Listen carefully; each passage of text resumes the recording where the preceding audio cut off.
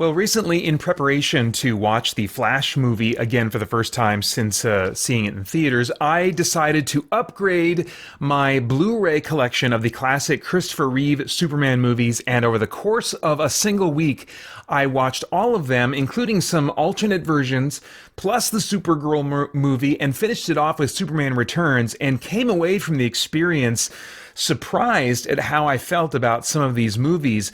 I was surprised at how I thought, had some negative things in my mind about even the sacrosanct Superman the movie, and also even more surprised at some positive things that I had to say at the end of the day about Superman 3, Superman 4. So anyway, I hope you will enjoy my kind of reminiscing. My name's Peter Franson from christiangeekcentral.com and Spirit Blade Productions. And this is going to be just kind of a somewhat off-the-cuff reaction to my recent viewing experience. Having not watched these movies in over 15 years, I realized. And I, of course, as someone in their mid-40s, grew up watching the Christopher Reeve Superman movies, and for a long time, Christopher Reeve was my idea of what Superman should be, my idea of how Clark Kent should be portrayed, and many of those things are still the case. I think that his Superman in particular still stands out as that is pretty close to an ideal of how I would want the character to be represented. His Clark Kent for its day was really phenomenal in capturing the idea of a 1950s style nerd, but I think today I would want a different type of nerd to match what nerds look like and how we tend to behave and what form our social awkwardness can take today, as opposed to back in the 1950s, which I think is what inspired this late 70s nerd that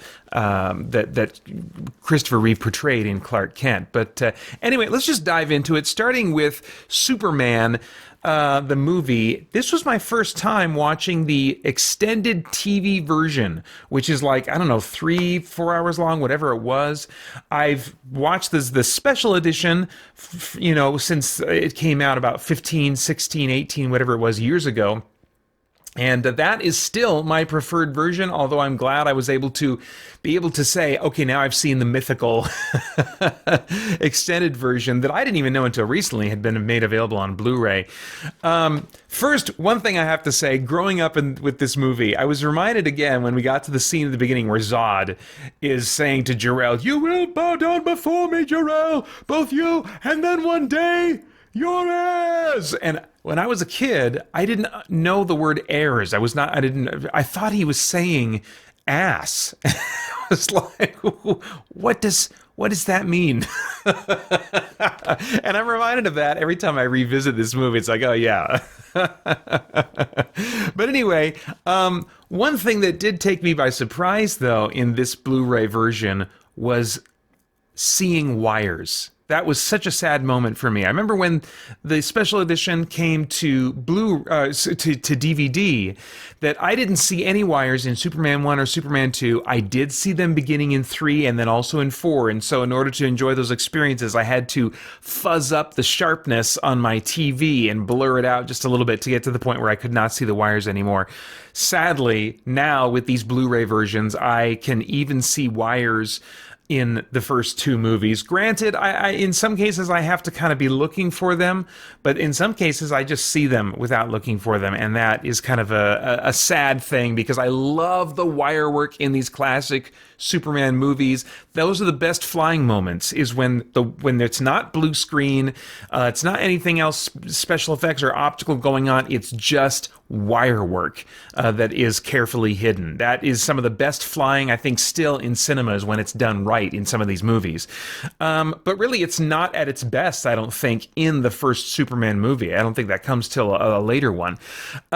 So yeah, that's a bit sad. I did fuzz up my my clarity on my TV to be able to enjoy the experience. And actually, I think that made for a better experience overall anyway, because with the sharpness really dialed up on these Blu-rays, the graininess of the film becomes all the more apparent and distracting to me. And so to have, oddly enough, what feels like a clearer, purer experience, I would recommend, if you're watching it on Blu-ray, dialing down the sharpness on your TV settings all the way to 0, and then that kind of smooths things out. I found that the lines, the edges around characters were still very clear and sharply defined, but there's less graininess, and the wires tend to fade into the background. So that's just a little life hack for watching these old Superman movies on Blu-ray. As far as the extended scenes, I really don't think that they added anything of real value. In fact, most times they took away from scenes. They made the whole movie go more slowly. It became eventually a chore to watch through this entire movie. If you're not familiar with kind of the lore of why this happened, the Salkinds, who produced the Superman movies 1 through 3 anyway, realized that they could make more money when they broadcast it on TV if they charged by the minute in terms of the movie's runtime. And so outside of their director's vision and desire, they created a producer cut for TV broadcast that just lengthened the whole thing. And so establishing shots last a whole lot longer and linger after a scene is done, for a few seconds sometimes. Like, what are we doing? Sometimes there's stuff in there that I'm like, this is boring. It's not insightful. It's not interesting. There's no really cool mythical action scenes or anything that have been put back in. It's just a lot of fat that was rightly trimmed out of the theatrical release and even kept out of the special edition.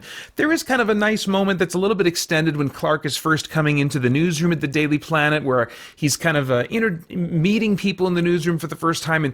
And I think that kind of calls for a nice, quiet, extended moment that just delays the end of the scene by a little bit to give us a sense of being in the newsroom with Clark as he's settling in without really any dialogue going on. I actually kind of appreciated that moment. There was also a moment in the early part of the movie when Clark is still young in high school, and Lana and Brad and the other high school kids drive without him off to, I don't know, a party or something like that. And Clark is, left behind to clean up the equipment. There's a moment where we see Lana driving in the vehicle where she's kind of like questioning. You can see her struggling and realizing, I don't know if I really want to be with these people. And I think that was a nice little character moment for Lana. I think that maybe pays off a little bit more in terms of our investment with her when she comes back as an adult character in Superman 3, but I don't think it's worth keeping in the original Superman movie, even though it did have a positive aspect to it. There was a moment in the missile chase toward the end of the movie. This would be the one action moment that I thought like, oh, okay, that's something new, where Superman looks like he's getting ready to just get in front of the missile that's coming at him to just pound it and stop it or something, and then it course corrects and swerves around him, and so he realizes, oh, okay, no, I got to keep chasing this thing. But that really doesn't do anything except maybe make Superman look not quite as smart as he would otherwise be. And then in that big sequence at the end, after he saves Jimmy Olsen from the dam that's breaking, at one point while they're flying before he lands to put him down and go help other people, he kind of says, I think he even kind of slows down, maybe even pauses mid-flight and says, go ahead, take a shot, kid, because of course it's a great photo opportunity for someone like Jimmy to catch all this destruction and stuff. But for Superman to give him that moment, I'm like, again, it kind of like makes him not less capable, but a little less virtuous, that like he wouldn't be single-mindedly trying to save as many lives as possible, but would instead be giving this photographer an opportunity to take a photo, So I can understand why that moment was cut as well. There's a little bit of a subplot that's leaned into with Lois Lane. She's interviewing the chief of a native tribe in a car scene. That's in the theatrical cut of the movie. But what we don't see is all the stuff going on with that tribe and them losing access to water and their tribe just being in a difficult situation, which can ultimately be traced back to Lex Luthor and his actions. And so when Superman stops the flood disaster from the dam, but also redirects the water at the same time so that the tribe has a water source, and so that's kind of like a win and the happy resolution to their story. I guess that's kind of a nice moment, but again, I totally understand why it was cut from the script. We have bigger fish to fry. Superman has far bigger fish to fry when like half of California is about to fall into the sea if he doesn't stay on top of things. So that's understandable. There's a weird, inexplicable like Jimmy taking photos of Lois after Superman has rescued her and flown off toward the very end of the movie. Just kind of like having fun, just taking fun and flirty photos of her, and then they give a little context to it. It sounds more out of the blue than when I say it the way I did, but even so, it's like this does not need to be in the movie. Really, at the end of the day, if you've only seen the special edition, if you only have access to the special edition, I don't think there's a strong motivation except for hardcore fans of this film to see this mythical cut that, you know, was disappeared for decades after it was broadcast once in this version on TV. Really, the superior experience is the special edition. And not only that, the special edition was remastered in ways that the TV extended version was not. The special edition has new sound effects, remastered sound effects, and score, so that it really takes advantage of like your subwoofer in a way that the extended TV version does not.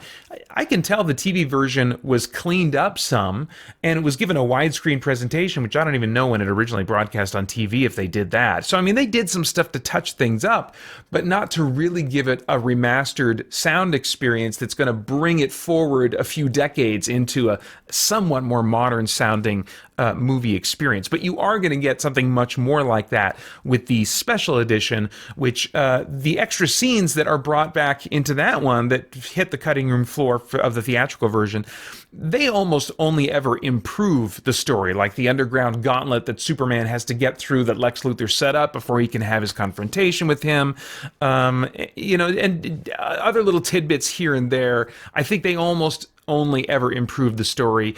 The remastered sound of the special edition has a wider range and better sound effects added in, possibly less film grain. I didn't take a lot of time to really take note of that. I didn't watch the entire special edition. After watching the TV version, I was like, I've had enough of Superman 1, but let me just jump into the special edition, check out a few spots, compare a little bit. That's all I really did with the special edition this time around.